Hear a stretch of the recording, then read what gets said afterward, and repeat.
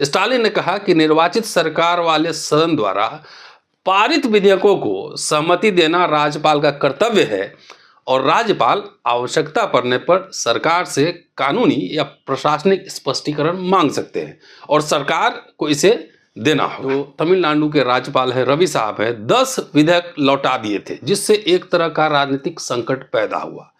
उन विधेयकों पर फिर से विचार करने के लिए शनिवार को विधानसभा का एक विशेष सत्र बुलाया गया और इस बैठक में 10 विधेयकों को फिर से अपना लिया गया। सरकारें जो होती हैं वो जनता के नुमाइंदे होते हैं, राज का चलाना उनका काम है। लेकिन अगर राज्यपाल बिना वजह हस्तक्षेप करने लगे, बिल लगातार लौटा दे और बिल 2-2 साल तक अगर मान लीजिए कि पास ना हो, तो सोचिए एक संवैधानिक संकट की ओर ये नहीं जा सकता है। गैर बीजेपी शासित राज्यों में जो गवर्नर हैं, राज्य के काम काज में बेवजह हस्तक्षेप कर रहे हैं, जो कानूनन भी संवैधानिक रूप से भी ठीक नहीं है। मामला सुप्रीम कोर्ट में है और सुप्रीम कोर्ट ने तल्ख टिप्पणी की है।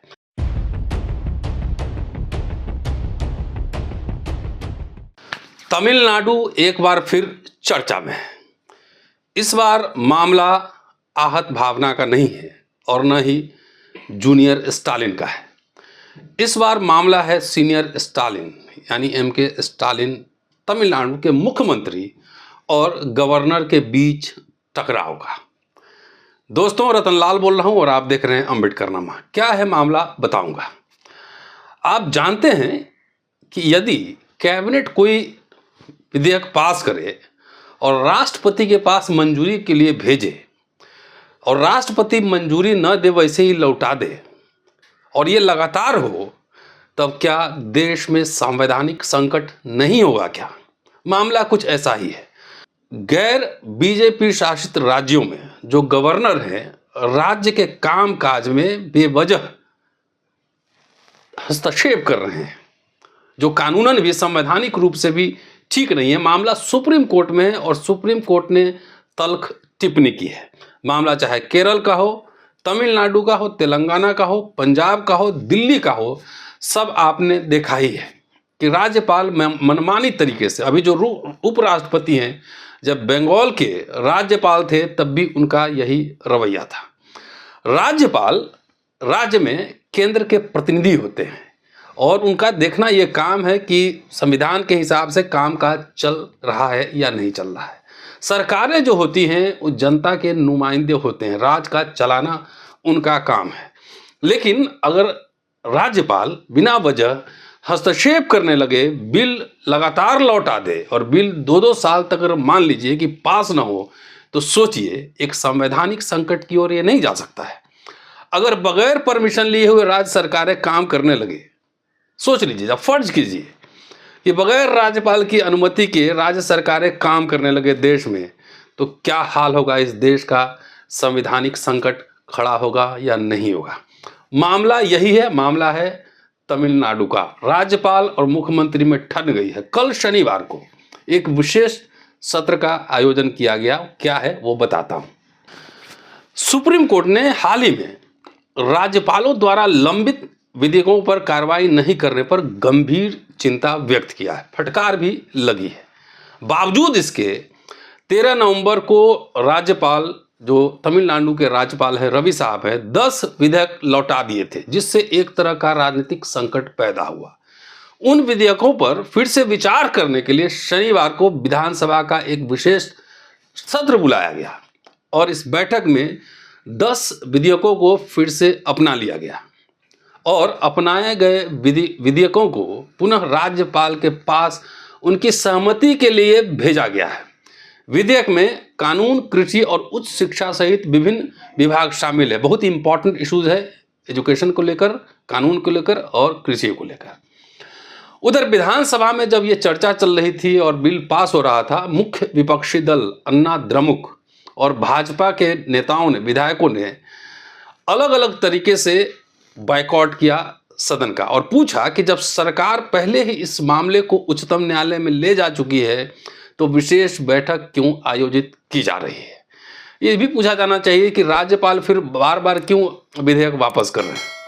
उधर मुख्यमंत्री एम.के. स्टालिन हमलावर थे। उन्होंने विधानसभा में कहा कि राज्यपाल ने विधेयकों पर केवल मैं सहमति रोक रहा हूं, मैं सहमति नहीं दे रहा हूं का उल्लेख किया था, लेकिन अपने फैसले का कोई कारण नहीं बताया।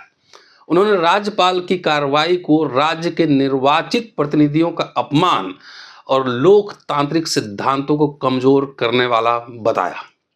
स्टालिन ने शनिवार को विधेयकों पर पुनर्विचार करने के लिए प्रस्ताव पेश किया था कल ही, और इस पर जोर दिया कि संविधान के अनुच्छेद 200 के तहत विधानसभा द्वारा विधेयक फिर से पारित होने के बाद राज्यपाल अपनी अनुमति को रोक नहीं सकते।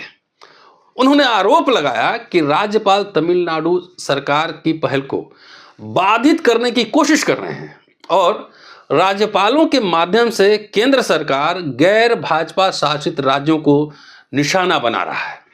स्टालिन ने कहा कि निर्वाचित सरकार वाले सदन द्वारा पारित विधेयकों को सहमति देना राज्यपाल का कर्तव्य है और राज्यपाल आवश्यकता पड़ने पर सरकार से कानूनी या प्रशासनिक स्पष्टीकरण मांग सकते हैं और सरकार को इसे देना होगा।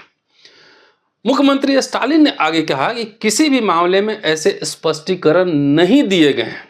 ऐसी परिस्थिति में राज्यपाल अपने विम्स एंड फैंसी मतलब मनमाने तरीके से इसके कारण विधानसभा द्वारा पारित विधेयकों को मंजूरी नहीं दे रहे हैं और उन्हें वापस करना तमिलनाडु और इस सदन के लोगों का अपमान करने के समान है।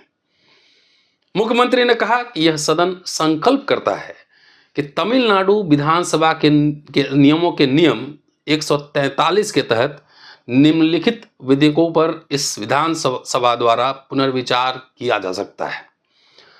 विधानसभा में पुनः अपनाए गए 10 विधेयकों में से 6 पिछले साल पारित किए गए थे और 2 को 2020 और 2023 में सदन द्वारा अपनाया गया था, जिसमें महत्वपूर्ण बात पिछले एआईडीएमके अन्ना द्रमुक शासन द्वारा पारित विधेयक भी शामिल था, जिसके तहत तमिलनाडु मत्स्य पालन विश्वविद्यालय का नाम बदलकर तमिलनाडु डॉक्टर जे जयललिता मत्स्य पालन विश्वविद्यालय करने के लिए और दूसरे विश्वविद्यालयों के कुलपति के नियुक्ति में चयन करने के लिए कानून बनाना था। मतलब कि जयललिता के नाम पे यूनिवर्सिटी बनेगा और वो विधेयक स्टालिन भेज रहे हैं और उसको वहाँ राज्यपाल रोक रहे हैं। अन्य विधेयक भी थे उसमें, जिसमें विश्वविद्यालय कानूनों में संशोधन करना भी शामिल है, जो राज्य सरकार को उच्च शिक्षा विभाग की प्रशासनिक निगरानी के तहत 12 विश्वविद्यालयों में कुलपति नियुक्ति करने का अधिकार देता है। इनमें कई प्रमुख विश्वविद्यालयों को संचालित करने वाले अधिनियमों में संशोधन करना है। इन संशोधनों का व्यापक उद्देश्य इन संसाधनों के भीतर सरकारी शक्ति को बढ़ाना है। जैसा कि आपको ज्ञात होगा कि जो चांसलर होते हैं स्टेट यूनिवर्सिटीज़ के, वो होते हैं वहाँ के गवर्नर होते हैं, गवर्नर वहाँ के चांसलर होते हैं। और ये संशोधन आ जाएगा तो हो सकता है कि गवर्नर के जो पावर्स हैं वाइस चांसलर नियुक्त करने के, उस पर थोड़ी सी अंकुश लगे। इसलिए हो सकता है कि राज्यपाल साहब इसमें आनाकानी कर रहे हों। लेकिन इसके अलावा बहुत सारे विधेयक हैं और बार बार अगर विधानसभा पास कर अगर राज्यपाल के पास भेजे और राज्यपाल उसे पास न कर पुनः वापस कर दे, तो सोचिए देश में संवैधानिक संकट खड़ा हो सकता है। इसलिए कि कानून के हिसाब से सबके लगातार chief justice of India constitutional morality, संवैधानिक नैतिकता की बात कर रहे हैं। इसलिए इन्फॉर्मेशन आपको देना बेहद जरूरी था। शुक्रिया, देखते रहिए अम्बेडकर नामा।